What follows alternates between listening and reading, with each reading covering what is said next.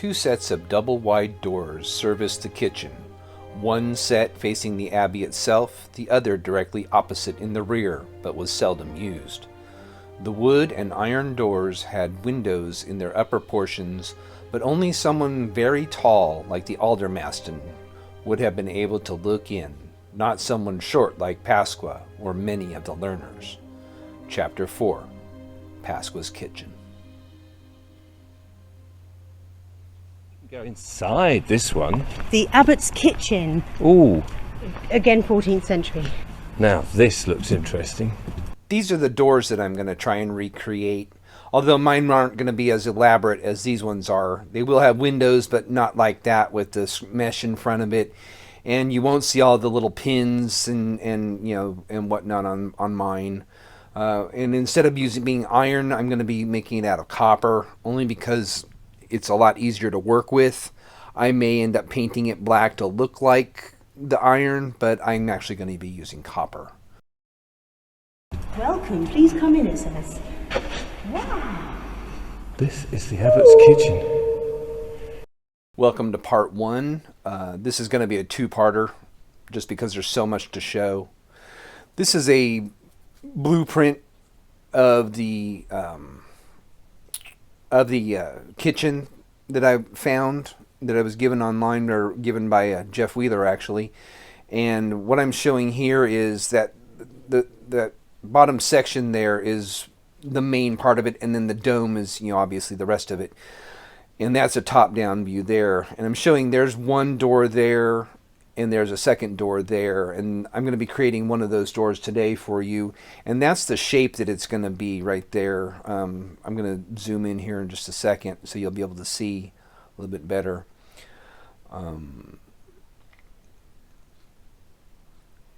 What I'm doing is, it's got a scale at the very bottom of it, which you'll see here in a second, but I'm just measuring to get an idea. That's half the door width right there, and you can see it's about 1/4 of an inch, and so I need to make two of them that are 1/4 of an inch in size. But when I take it down to the scale there, you can see that width is about 3.5 inches or 3.5 feet, in real life. So it'll be 1 7/8 inches to scale, which you'll see. I'll show you here in a little bit. I made a drawing, but anyway, that's the plans that I'm going off of. But here you can see I'm making it 3 3/4 inches wide total. For each door will be 1 7/8 inches wide, and up to the point where it goes at an angle up to the peak, it's 3 inches to the top there, and then it's another 3/4 of an inch to the very top of the doors. Here you can see one of the pieces that I cut out. I mismeasured, is why it's off on the angle, but this isn't what I'm going to end up using anyway, like I said before. What I did was I ended up taking the measurements and putting it on my Cricut cutter, my Cricut maker, and I cut out the windows that would be shaped that way. I made them real simple. I tried to make it real elaborate, which you'll see here in just a second. But I ran into some issues with the wood I was using, and I think my knife blade is getting rather dull because it cut through everything and it just completely wrecked that piece of wood. So I ended up scrapping that idea with the elaborate, window sills and whatnot. And I decided to go something a little bit simpler, and I also decided to make the curve as well, like it shows in the diagram, the blueprint that I showed you. And I like the way this one turned out better anyway. And what I will do, and I don't do it on here, but I have a piece of clear acrylic that I'll put in for windows, and I'll sandwich 2 of those together to make that, to make the window, because those are 1/16 inch pieces of wood, and they need to be thicker than that to be the actual doors. So anyway, that's what the doors are gonna look like. At least one set of them, as you'll see here in a little bit.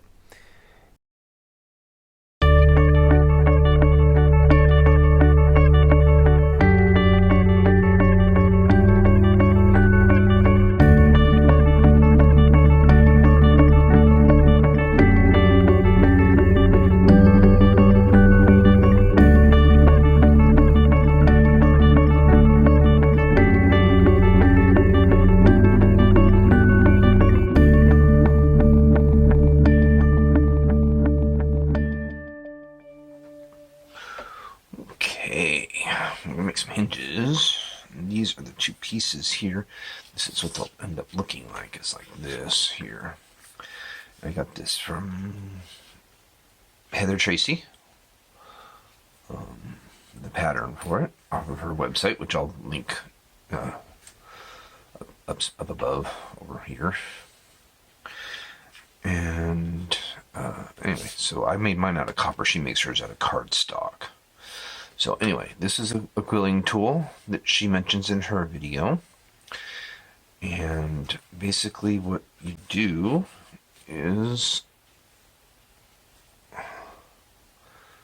there's a little groove. I don't know if you'll be able to see that or not. There's a little groove right there. And this goes in there like that. And I twirl it away from me. Like that.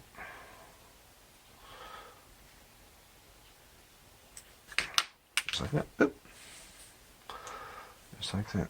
And then I take the nail. Got the dropsies today. Take the nail and stick that. You'll see that there's a little piece that's from inside of the quilling pen. And I just stick this in there just to straighten that out.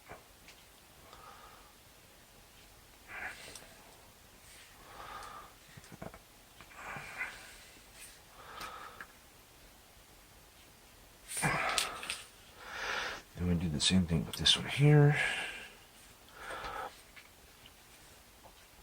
This one I need to twirl. Either it doesn't matter which way you twirl it. I'm gonna twirl this one away from me again. You kind of want to pull a little tight with the copper. Paper, it doesn't matter because you're going to end up gluing the paper. Like that. Stick that nail in there.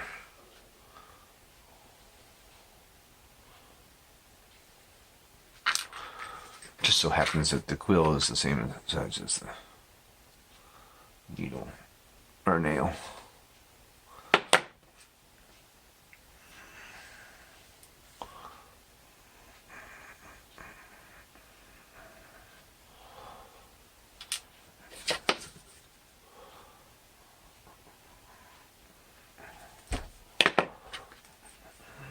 Now, since I'm turning it this way, I need to twirl it towards me.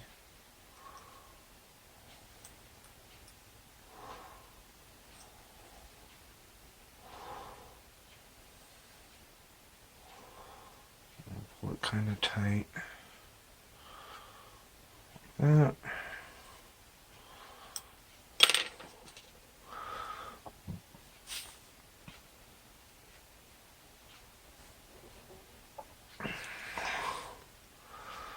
that.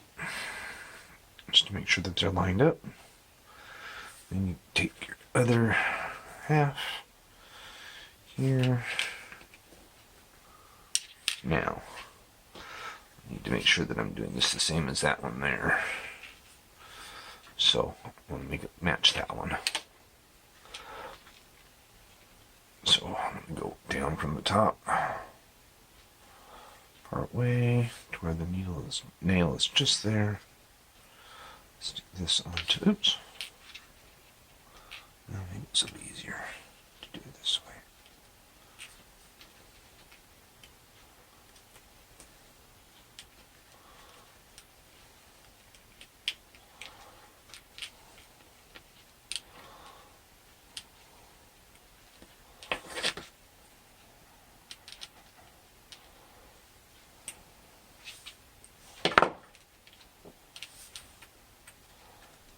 like that. Then I have a pair of heavy duty wire cutters. I'm just going to cut the end of that off towards almost there, like that. Do that over here. Just like that. Once I decide that this is how it's going to be, then I'll put a little drop of super glue, which I don't have anymore. I have to get some more. Put a little drop of glue there just to hold that in place. So then that will go on to here, like this. This is actually the inside of the door. This will be my archway that the door sits in. This will fit in here this way, like that. And this will be the inside. This is the outside. And so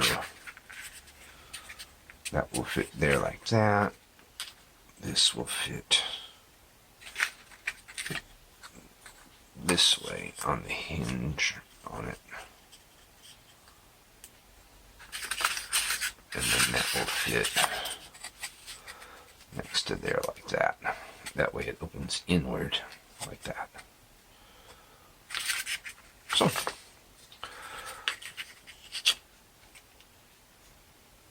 that one will go there like that. Those are my hinges for that door. Now I just need to make them the same way, but the opposite direction. This way. For that door. So off camera, I stained the doors black with a black stain marker that I have. And what I'm doing, if my head would get out of the way, is marking where I'm going to put the hinges. Half inch up from the bottom, and then just below the curve where it starts to curve up to the top.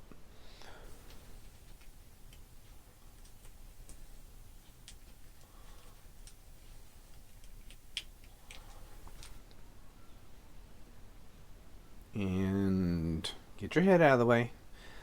Anyway, so I'm just, like I say, marking those spots there. And I just had a little piece of wood that needed to be sanded off, is all that was that you saw flashing when I did that. And what I'm going to do, you can see up at the top, I'm going to be using some JB Weld, some quick set JB Weld to attach the hinges to the wood. And I'm using that piece of cork there to help lift the doors up off of the table, because the sides of the hinges go past the door, so I just didn't want them sitting on the table while I was doing it. Anyway, just like any other epoxy, you mix it up really, really well, and I'm using a toothpick to do that.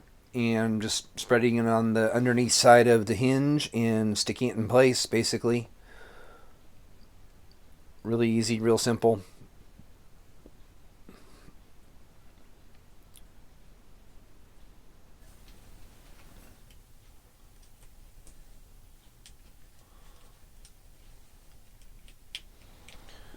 And this is going to be the last part of this, last section of this part that I'm doing on the doors.